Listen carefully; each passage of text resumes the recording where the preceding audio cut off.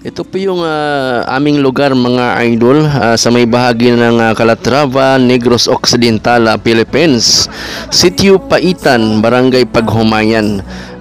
Andito po matatagpuan itong mga monkeys or tinatawag na Sanctuary of Wild Monkeys. Oo. Tinatawag din itong naturally civilized na mga monkeys dahil sa kusang lumalapit po sa tao. Ayan, atin po nga panoorin yung dalawang bisita natin na nagmumula pa sa Barangay Marcilo, dumayo dito sa Paghumayan upang makita po yung ating mga unggoy. Dito po sila mga suki, mga idol.